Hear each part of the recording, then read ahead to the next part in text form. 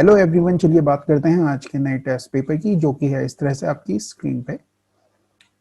So the value of 1 minus 2 sine square x upon cos square x minus sine square x. तो यहाँ से हमें clear हो रहा है 1 माइनस 2 साइन स्क्वायर एक्स जो होता है वो कॉस 2x होता है, और डिनोमिनेटर में cos square x minus sine square x cos 2x होता है। दोनों कैंसिल आउट हो गए। ओके, केवल आपके पास कितना रिमेनिंग बच गया? 3। 3 आंसर हो जाएगा। चलिए नेक्स्ट क्वेश्चन की तरफ चलते हैं, और नेक्स्ट क्वेश्चन ये रहा आपकी स्क्रीन पे। द स्मॉलेस्ट नंबर विच में replace star in the number 1190 star 6 to make the number divisible by 9। तो 9 से डिविजिबल होने के लिए किसी नंबर के जो सम ऑफ द डिजिट है दैट शुड बी 9 और मल्टीपल ऑफ 9। तो देखो 9 जैसे ही आपको दिखा कैंसिल आउट कर लिया, 1 1 2 और 6 8 हो गया। अब 8 को अगर 9 बनाना है कितना चाहिए? तो 1 चाहिए। तो स्मॉलेस्ट कहे या ग्रेटेस्ट कहे, इस क्वेश्चन में दोनों केसेस में आपका आंसर आएगा 1। चलिए नेक्स्ट क्वेश्चन की तरफ चल रहे हैं, और ये रहा next question. The compound interest on a certain sum at end of 2 year is इतना, and the simple interest on the same sum for the same time is 400, the rate of interest per annum is। तो इसे समझते हैं। 2 year का simple interest given है and 2 year का compound interest given है। अगर सिंपल इंटरेस्ट की बात करें तो 200 फर्स्ट ईयर मिला होगा, 200 4 ईयर मिला, सेकेंड ईयर में मिला होगा, है ना।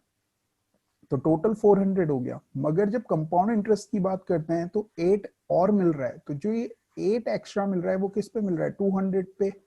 तो 8 अपॉन 200 अगर आप करोगे इंटू 100, तो सीधे सीधे आपके पास आ जाएगा 4%। Got it? इस तरह से क्वेश्चन कर सकते हैं। चलिए नेक्स्ट क्वेश्चन की। The value of cosec 30 minus 1045, सीधे वैल्यूज पुट करनी है। तो कॉसेक 30 की जो वैल्यू होती है वो होती है 2 माइनस 1045 की 1।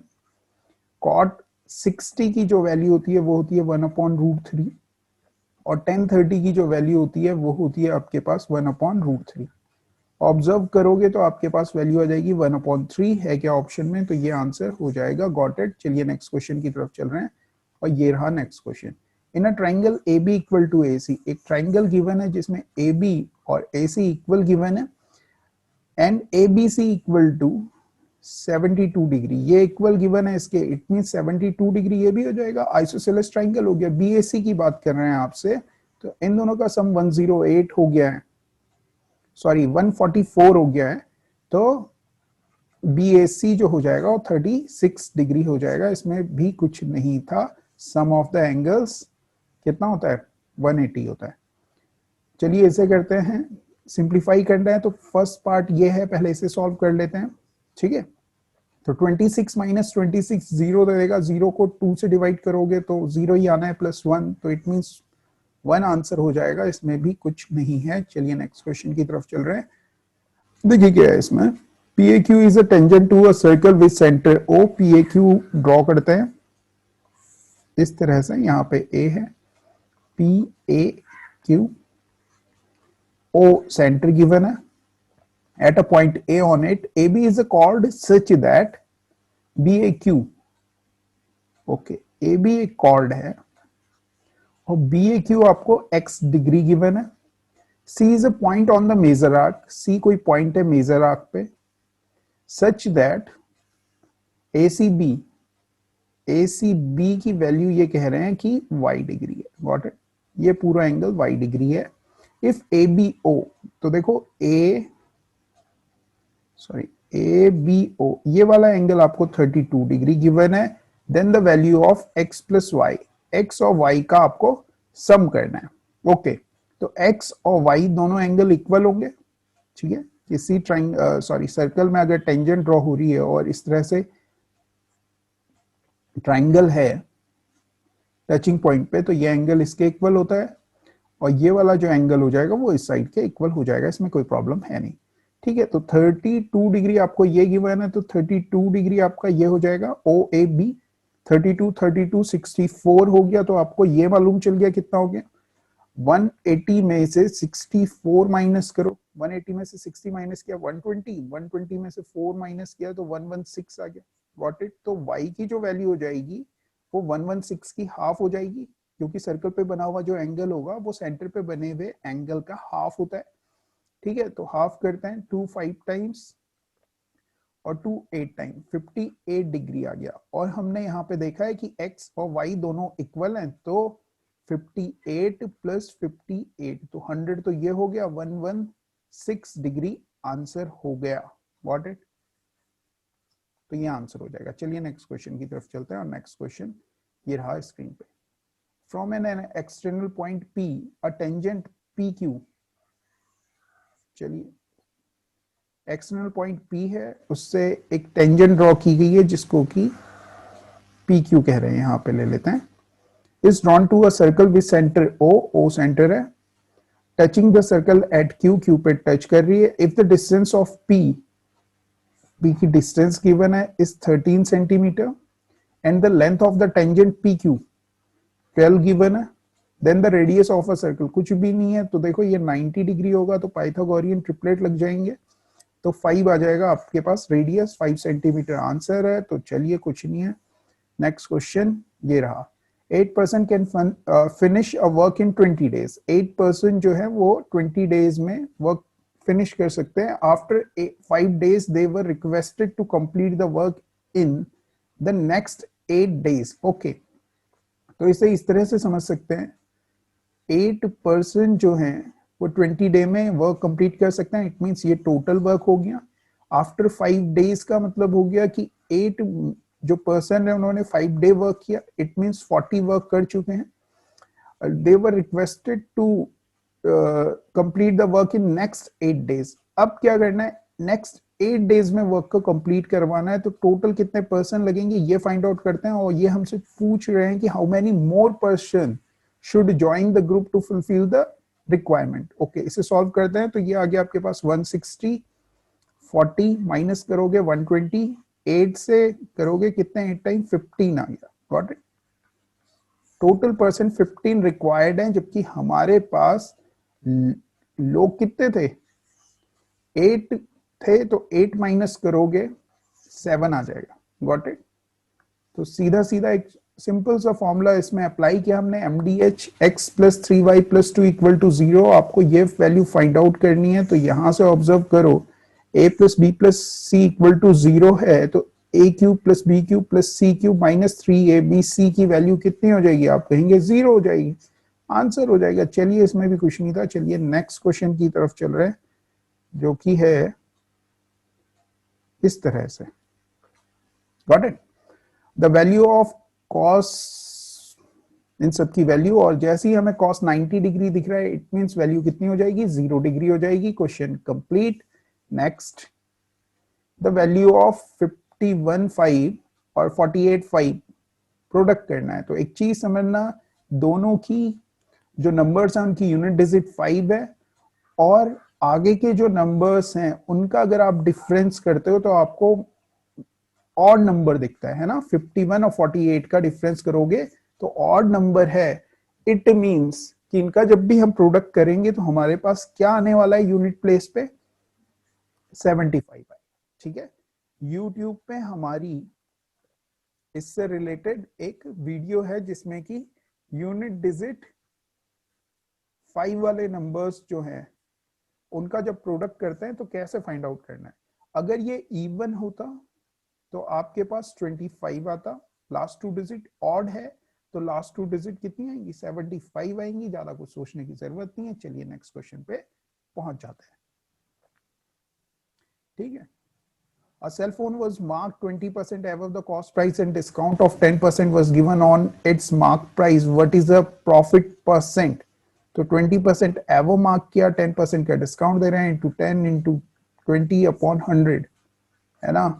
तो ये 2 आ गया, 10 आ गया, 10 में से 2 माइनस किया, 8% आ गया, 8% आंसर हो गया। चलिए क्या अप्लाई किया है, टोटल चेंज अप्लाई किया। Car dealer purchase an old car for rupee इतना and spend some amount on its maintenance. तो 108,500 में उसने परचेज की, उसके बाद उसने सोल्ड कर ली कितने पे, 156,250 by earning a profit of 25%। It means अगर 5 की वैल्यू ये है तो 4 की वैल्यू कितनी होगी, आपसे बोल रहा है how much money did he spend on the maintenance. ठीक है, तो हम 4 वैल्यू निकालते हैं। 5 गिवन है हमें, 5 से डिवाइड करोगे तो 5 3 टाइम, 5 1 टाइम, 5 2 टाइम, 5 5 टाइम 0, इसे 4 से और मल्टीप्लाई करनी है। 4 0 4 4 पंजे 20, 4 दूनी 8 और 1 8 और 2 10, 4 5 12, तो 12,500 आ गया। 12,000 5,000, ओके, 1,25,000 आ गया। 1,25,000 में उसने बाय करने के बाद कुछ रिपेयरिंग कॉस्ट वॉस ऐड करने के बाद उसकी जो अब कॉस्ट प्राइस हो गई है वो ये हो गई है। तो आपने इन दोनों का डिफरेंस करना है। देखो कितना आ रहा है, 005 और ये आ गया 6 और यहां देखोगे 1, तो 16,500 आंसर हो जाएगा। चलिए नेक्स्ट क्वेश्चन की तरफ चलते हैं और नेक्स्ट क्वेश्चन ये रहा आपकी स्क्रीन पे। A price of cooking oil increased by 25%. Find by how much percent a family must reduce its consumption in order to maintain the same budget. 25% increase कर रहे हैं, इट मीन्स 1/4 इंक्रीज कर रहे हैं, तो कितना डिक्रीज करना पड़ेगा? 1/5 डिक्रीज करना पड़ेगा, इट मीन्स 20%। इसी क्वेश्चन में कह रहा होता कि 25% डिक्रीज करना है तो कंजम्पशन कितना इंक्रीज करना पड़ेगा? तो आप कहते हैं 1/3 कंजम्पशन इंक्रीज करना पड़ेगा। Got it? तो इस तरह से ये क्वेश्चन किया जा सकता है। चलिए नेक्स्ट क्वेश्चन की तरफ। In a class the average score of 30 student on a test is 69. Later on it was found that the score of one student was wrongly read as 88 instead of 58. The actual average score is, तो यहां से observe कर रहे हैं average जो था वो 58 था, मगर रॉन्गली क्या रेड कर लिया गया? 88 ले लिया गया। इट मींस +30 इंक्रीज हुआ है ना? तो हमें जो एवरेज है उसे 30 से डिक्रीज करना पड़ेगा, क्योंकि प्लस ले लिया है तो अब डिक्रीज करना पड़ेगा। कितने लोगों में डिस्ट्रीब्यूट करना होगा ये? 30% से, तो 30 में तो 30 से डिवाइड करो, तो हर आदमी के उसमें 1 रिड्यूस हो जाएगा। इट मींस जो एवरेज है वो 69 की जगह अब कितना हो जाएगा? 68 हो जाएगा। Got it? चलिए नेक्स्ट क्वेश्चन की तरफ चल रहा है और आपकी स्क्रीन पे है। The perimeter of a square plot is same as the rectangular plot with the side 35 meter and 15 meter. The side of a square plot is, okay, तो सम करते हैं 35 और 15, 50 100 हो गया पेरीमीटर, और स्क्वायर का पेरीमीटर 4a होता है, तो 4 से यहाँ डिवाइड किया 25 आ गया, a की वैल्यू आ गई 25। यही हमें आई थिंक फाइंड आउट करनी है कि side of A square plot कितना होगा। चलिए नेक्स्ट क्वेश्चन की तरफ चल रहे हैं, जो कि है इस तरह से। If an amount इतना is divided among A, B, C in the ratio 3, 4 and 2, then B will get, तो B अगर आप देखें तो 4 के मल्टीपल में मिलना चाहिए, ठीक है। और इन तीनों का सम करेंगे हम, तो 9 आ रहा है। 9 11 110, 1 की वैल्यू इतनी आ गई, तो हमें 4 की वैल्यू फाइंड आउट करनी है, तो 440 हो जाएगी। इसमें भी कुछ नहीं था। चलिए नेक्स्ट क्वेश्चन की तरफ। The distance between two stations A and B 575 kilometer. A train starts from station A at 3 p.m. and moves towards B at the average speed of 50 kilometer per hour. Another train starts from station B 3:30 p.m. and moves towards station A at an average speed of 60 kilometer per hour. How far from the station A will train meet? Okay. तो इसे समझ लेते हैं पहले। एक station ए से चल रही है ट्रेन, एक बी से चल रही है, एक 3 PM पे स्टार्ट होती है और एक 3:30 पे स्टार्ट होती है। इट मींस ए वाली जो ट्रेन है उसे 3:30 तक लेके जाते हैं। हाफ एन आवर में कितना ट्रेवल कर लेगी? कितनी स्पीड है? 50 है, हाँ, तो 25 किलोमीटर ट्रेवल कर लेगी, जबकि आपके पास टोटल जो डिस्टेंस थी वो 575 थी। में से 25 माइनस करोगे तो 550 आ जाएगी टोटल डिस्टेंस। 550 को ट्रेवल कर रहे हैं अब दोनों ट्रेन्स। एक की स्पीड कितनी है? 50 और एक की 60। इट मींस 110 की स्पीड से ट्रेवल करेंगे, कितना टाइम लगेगा? आप कहोगे 5 आवर लगेंगे। Got it? ओके, आपसे पूछ रहे हैं कि हाउ फार फ्रॉम स्टेशन है, तो हम ये चेक करते हैं कि 5 आवर में कितना ट्रेवल करेंगे 50 के हिसाब से, क्योंकि आपको ए से डिस्टेंस बतानी है ना। तो 50 इंटू 5 करोगे 250 ये आ गया, और 25 ये और ऐड कर लो तो 275 आपका किलोमीटर आंसर हो जाएगा। चलिए नेक्स्ट क्वेश्चन की तरफ चल रहे हैं, और नेक्स्ट क्वेश्चन ये रहा आपकी स्क्रीन पे।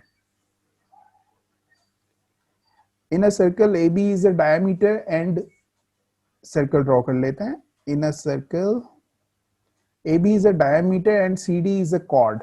तो ए बी एक डायमीटर ड्रॉ कर लो कुछ इस तरह से, and C D is chord. A B and C D produced meet at a point. A B और सी डी को प्रोड्यूस कर रहे हैं, तो सी डी को प्रोड्यूस कर रहे हैं, ए बी को आगे प्रोड्यूस किया और सी डी को पी पे प्रोड्यूस कर दिया outside the circle. If PD given आपको 15.3, सीडी गिवन है 11.9, एपी गिवन है आपको 30.6, then the radius of the circle is okay.